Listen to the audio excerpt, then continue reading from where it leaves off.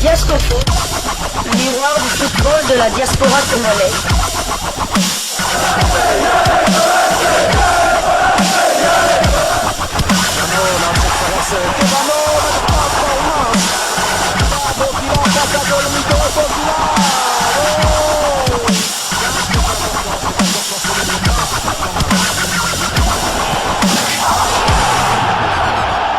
Diasco Foot, le miroir du football de la diaspora congolaise. Vous êtes sur Diasco Foot, le miroir du football de la diaspora congolaise. Diasco Foot vous dit bonjour, tout le plaisir est pour nous de vous retrouver, mais surtout de savoir que vous êtes nombreux en train de suivre votre chaîne YouTube dédiée uniquement aux footballeurs de la diaspora congolaise. C'est l'heure de partager avec vous quelques news que nous avons pu récolter pour vous, des news concernant certains de nos internationaux ou des binationaux qui se sont illustrés dans leurs clubs respectifs, et cela dans le cadre de cette deuxième livraison sportive de ce mardi 16 juillet 2024. Une livraison qui nous conduit du côté de l'Hexagone. Nous allons en France pour vous dresser le portrait d'un jeune franco-congolais, une pépite du côté de l'Olympique lyonnais et qui se fait parler de lui. Enzo Molebe, de son nom complet Enzo Anthony Honoré Molebe, un footballeur franco-congolais né un certain 18 septembre 2007 et qui joue du côté de l'Olympique lyonnais, et c'est un attaquant, un avant-centre, mais qui peut évoluer également comme ailier, aussi bien gauche que droit. Ça, c'est la génération Lamine Yamal. Alors Enzo Molebe, je l'ai dit, il est né un certain 18 septembre 2007. Son pied fort reste le pied droit, et le jeune qui est né à Dessines-Charpieu s'installe très jeune en Île-de-France avec sa famille. Il a débuté sa carrière de jeune en jouant pour le club local du RC Arpajonais avant de rejoindre l'académie des jeunes du Paris FC puis de Boulogne-Billancourt en 2020 et signe au centre de formation de Lyon. Le 5 juin 2024, Molebe signe son premier contrat professionnel avec Lyon pour 3 saisons, et cela jusqu'au 30 juin 2027. Et en carrière internationale, vous pouvez vous en douter, il a quand même évolué avec les équipes d'âge de France. Molebe a représenté la France au niveau international chez les jeunes après avoir joué pour les moins de 16 ans et les moins de 17 ans. En mai 2024, il est sélectionné dans l'équipe de France U17 pour l'Euro U17. Il a marqué l'unique but de la victoire, 1-0 pour la France. C'était contre l'Espagne qui vient de remporter la Coupe d'Europe.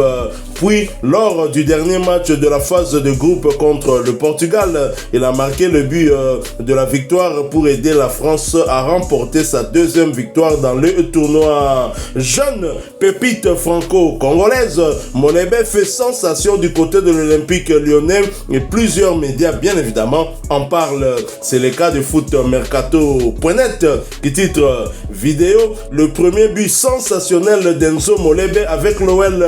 Ce samedi, l'OL a fait sa rentrée sur le terrain après un peu moins d'une semaine de préparation. Les Gones affrontaient Dessines, l'équipe de Chassieux-Dessines, pensionnaire de National 3. En jambes, les hommes de Pierre Sage ont déroulé et se sont imposés par 7 buts d'écart. Rentré pour le dernier quart d'heure, Enzo Molebe était attendu. Crack de la génération 2007, l'attaquant est considéré comme un grand talent du centre de formation de l'OL, et en 15 minutes, l'avant-centre des U17 de la France a fait parler toute sa classe et son sang-froid en s'offrant un doublé. Son premier but est d'ailleurs un bijou. Sur un centre venu de la droite, l'attaquant a inscrit son premier but en pro avec un superbe geste acrobatique qui a touché la barre transversale avant de rentrer. Un autre média, cette fois-ci un média plus local, un média lyonnais, lyonfoot.com titre Enzo Molebe nouvelle sensation à l'OL? Point d'interrogation. Question mark, diraient les anglophones. Pierre Sage, son entraîneur, joue au prof avisé. Ce samedi soir, l'Olympique lyonnais a facilement battu Chassieux-Dessines sur le score de 7-0. En face aux pensionnaires de N3, un joueur a crevé l'écran. Enzo Molebe. À seulement 16 ans, l'attaquant issu du centre de formation a inscrit un doublé, dont une superbe reprise de volée dans la surface. Forcément, les supporters lyonnais s'enflamment avec leur nouvelle pépite à qui il faudrait, si on les écoutait, confier les clés du camion pour la saison à venir. Pierre Sage est lui beaucoup plus mesuré. À l'issue de la rencontre, il était évidemment satisfait du match de Molebe, mais il tenait aussi à lui faire passer un message. On est allé assez vite avec lui, il n'avait joué qu'en U19 et il ne s'était jamais entraîné avec la réserve. On peut parfois sauter une classe, après il faut s'y maintenir. La fin de l'aventure estivale d'Enzo Molebe pourrait prendre fin plus vite que prévu. En effet, Pierre Sage n'emmènera que 22 joueurs de champ en stage. L'absence d'Alexandre Lacazette et Ryan Cherki aux Jeux Olympiques avec la France peut toutefois jouer en la faveur de l'adolescent. La superbe volée d'Enzo Molebe avec Lyon, tout le monde en parle. Et ce qui d'ailleurs nous permet de découvrir ce jeune. Je pense que l'effet Lamine Yamal va ces derniers temps en tout cas mettre en lumière plusieurs joueurs, certains certainement des pépites, d'autres peut-être ce sera des feux de paille, peut-être qui après ne pourront pas continuer dans cette dynamique, mais visiblement cet attaquant a marqué des points, surtout avec l'équipe première de Lyon, profitant peut-être de l'absence de Lacazette. Tout à fait, génération 2007, génération Lamine Yamal. Donc on a aussi parlé hier d'un jeune joueur d'Anderlecht de 17 ans. Il aura 17 ans le 1er décembre. Ngwanda, tout à fait. Donc lui aussi il est de 2007. Donc les pépites congolaises de 2007, il y en a. Vont-ils maintenant faire le choix de la tanière? Seul l'avenir nous répondra à cette question. Oui, c'est vrai, moi aussi je l'ai découvert parce que son but, je vous invite d'ailleurs d'aller dans les réseaux sociaux voir son magnifique but acrobatique, marqué contre Dessines, je crois qu'il est Chassieux-Dessines. Il est né à Dessines, je crois. Il est né à Charpieu. À Charpieu, donc Dessines, tout à fait. Donc c'était peut-être ça, il était peut-être ultra motivé de jouer contre sa ville, l'équipe de sa ville natale. Donc c'est un très très magnifique but et on espère, on va le suivre. Moi personnellement, je l'ai découvert en regardant, en le voyant dans les réseaux sociaux avec ce magnifique but. Donc 2 buts en 15 minutes, jeune joueur il n'a pas encore 17 ans. Non, pas encore 17 ans. Il aura 17 ans en septembre. Jeune joueur de 16-17 ans. L'avenir est radieux.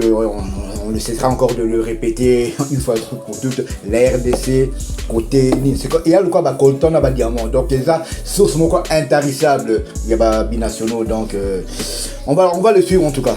Et ceci doit interpeller nos dirigeants, notamment au niveau de la Fédération congolaise de football, mais aussi le gouvernement au travers le ministère du Sport. Parce que je pense que ces jeunes pépites qui arrivent à peut-être intégrer des équipes premières, commencer leur carrière professionnelle très jeune, il faut aussi penser à leur vendre la RDC. Une belle image de la République démocratique du Congo avec des léopards qui font des bons résultats. Je pense que si ces jeunes sont déjà confrontés au choix, très très jeunes, ça pourrait aussi être à l'avantage de la RDC. Avant qu'ils n'aillent beaucoup plus loin, qu'ils progressent encore beaucoup plus loin, où le choix sera clair, qu'ils pourront préférer peut-être la France, la Belgique ou encore l'Angleterre. Je crois que nous devons mettre en place une politique pour attirer ces jeunes. Depuis un certain temps, Diaspora Foot vous a toujours proposé des portraits, depuis l'existence de Diaspora Foot, parce que nous sommes le miroir du football de la diaspora congolaise. Ce n'est pas seulement pour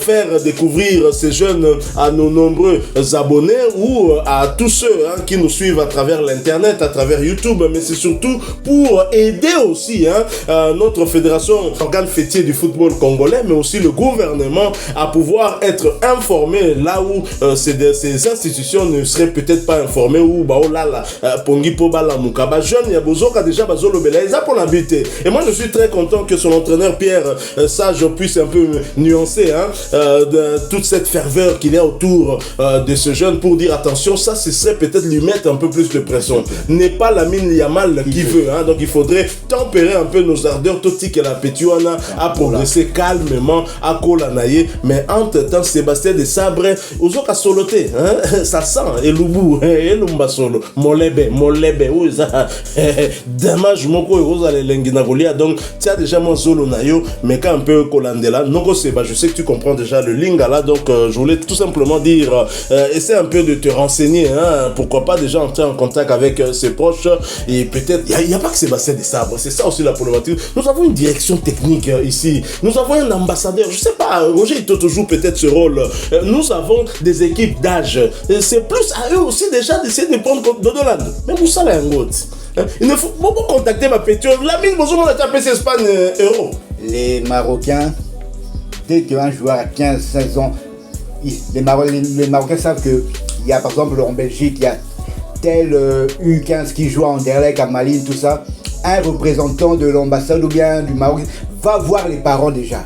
Il va déjà voir les parents. Donc les Marocains n'attendent pas que ces joueurs-là arrivent en équipe première pour les solliciter. Non, les Marocains, quand vous allez voir les équipes de jeunes du Maroc, les U17, U19 du Maroc, il y a plein de binationaux déjà. Donc les Marocains font déjà ce travail-là en amont. Donc ils viennent pas seulement lorsque ces joueurs-là sont à la porte de l'équipe première pour les solliciter. Non, ils font le travail en amont pour que ces jeunes-là jouent déjà pour les équipes marocaines de jeunes. Et on voit le résultat avec le Maroc. La première équipe africaine à avoir atteint la demi-finale de la Coupe du Monde. On verra le Maroc aux Jeux Olympiques une fois de plus. Donc c'est comme ça qu'il faut travailler. C'est pas à cause de la non, bisous toi RDC, le Kwamaka, c'est tout la petit en Bayern. Non, ces petits sont belges, français, anglais, tout ça. Non, congolais, ça a origine à ma parole, non, parce que ils connaissent pas ce pays-là. Bon, peut-être à travers Damage, moi, Pondou, moi, Foufou, tout ça. Moi, peut-être à ça, moi, Fali, tout ça, ils connaissent le Congo. Mais réellement, est-ce qu'ils ne connaissent pas le Congo?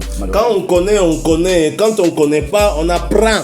Donc, prenez l'exemple de la Fédération marocaine de football. Prenez l'exemple de la Fédération sénégalaise de football. Il faut pas qu'on l'a là, et puis, vous découvrez, on a na diascope. Non, Fagi, bon, ça a déjà battu, na ba club, ba miné, nous, tout, webi, keba, na ba académie, ba centre de formation, boye, ba déjà, ba jeune, moko, ba zana, cherchait déjà à apprendre langue. Moussala, on a fait ça là, en amont, papa. Au lieu que tout bundaka, tout soit joueur, prêt à 30 ans, tout ça. Quitte au Pentate. Voilà, nous sommes à la fin de ce sujet tout aussi passionnant. Si vous l'avez aimé, laissez-nous un maximum de j'aime. Merci de partager avec nous en commentaire votre point de vue. Vous voyez que tous ces derniers temps, nous ne vous proposons des portraits que des pépites. Fait ma pépite, patente. Et le monde qui ma pépite et fait la mine Yamal, ma pété un peu ming soba na 2007. Donc RDC, mboka mote na monde et les gimboka o na ba binationaux. Vous êtes nouveau sur cette chaîne Diasco Foot, n'hésitez pas à vous abonner parce que nous sommes le miroir du football de la diaspora congolaise et n'oubliez pas d'activer la petite cloche de notification histoire de ne plus rien manquer des prochains sujets que nous allons vous proposer encore une fois. Merci à vous avec espoir de vous retrouver bientôt dans un autre sujet d'actualité. En attendant, portez-vous bien et Diasco Foot vous dit au revoir.